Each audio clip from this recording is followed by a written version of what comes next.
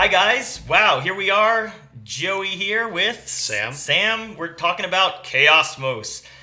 When did this game come into your life, Sam? Chaosmos came into my life 6 years ago. I was just starting to get into games, and a mutual friend of ours was like, oh, you gotta try this game Joey made. He said, yeah, Joey made the game. I'm like, he made the game? He's like, yeah, it's the best thing ever. I'm like, okay, so I approached Joey. I was like, hey, can I come play your game? He's like, yeah, sure, come on over. And it changed my life, to put it quite frankly. No! So you're banished. Chris? That was a big I'm gonna click it mistake! down. The game was just in its primitive form, so most of the cards were just magic cards in sleeves with like cut out sheets of paper just slipped in over the sleeves and with like pencil scratches. So that was at least enough for me to attach and get a sense for the world and visualize what was this experience I was going through. And I mean, it was like watching Jaws for the first time.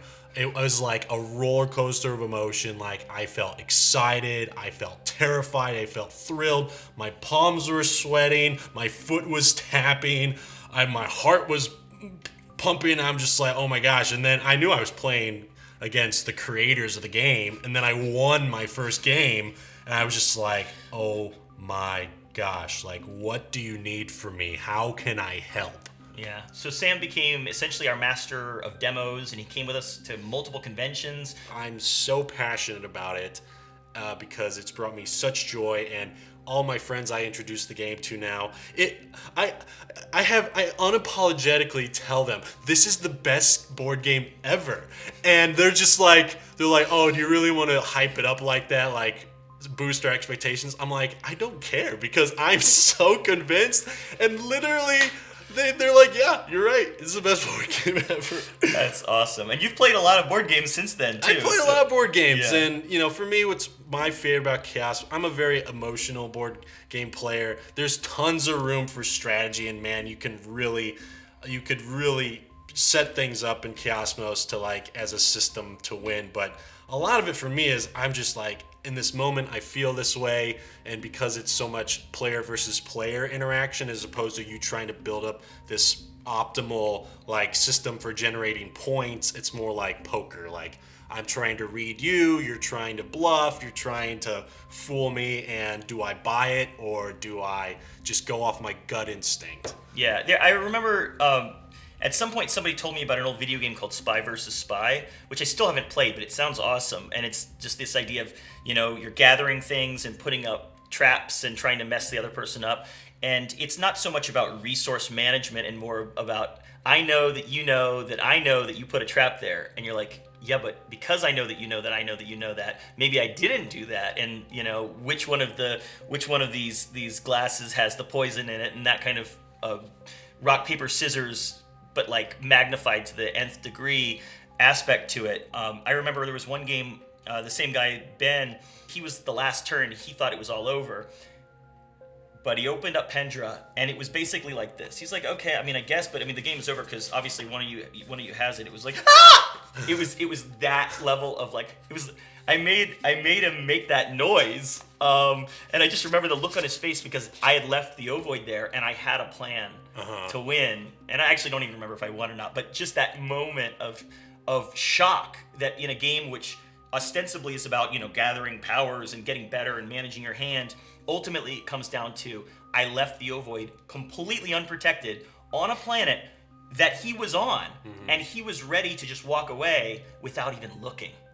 And that's what the game means to me. It's not really a game about math.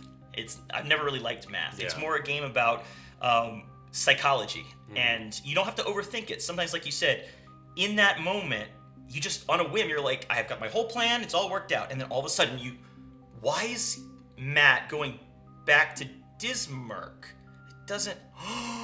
And then the whole game experience gets reframed in your mind, and you realize it wasn't Matt that had it the whole time, it was Ben. And that is such a powerful moment you can't really experience it with someone else until the game ends, and then you talk about it, and then they're like, that's why you did that. Yeah, the classic post-game conversation is like, if I had done that one thing different, the whole outcome would have been different. Yeah. And like, oh, really? Because if I had done this thing different, so that's where that sharing of like personal narratives, because so much of that is hidden mentally, because you're like, you don't want to show your personal narrative.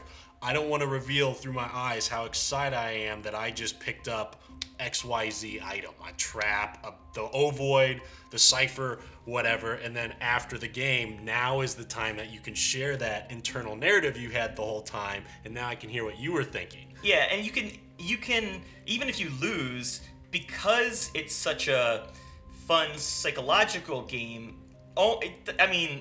Sharing your experience is almost like a way to like reset it, so you don't have to feel like you failed, because sometimes the stories that people tell about their strategy is like mind-blowing, and it's like, I cannot believe you almost got away with the most amazing thing. And then sometimes they do get away with it, and that's even more spectacular. So yeah, that's a brief little conversation. I guess we'll do a couple more of these videos and see if you guys are liking them. Thanks so much for being a part of this all these years, Sam, and thanks for shooting the Kickstarter video, and I hope you'll continue to take this on into the future. And thank you, Joey, for making my favorite board game. Thank you for telling me it was good, so that I kept going. And I don't want to discount the rest of the team, and Matt and Danny and Kathleen and all the playtesters over the years, some of whom have come to LA and done their own thing and been a part of the team and group, and then gone off across the world to do the rest of their life. But the friends we've met through this game, both locally and at conventions worldwide, I hope will be friends forever. So thanks to the team, and thanks to all the playtesters over the years, and thanks to all the customers and all the Kickstarter backers.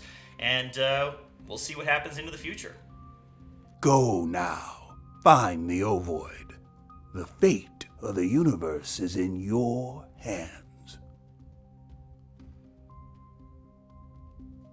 Cut. I'm happy.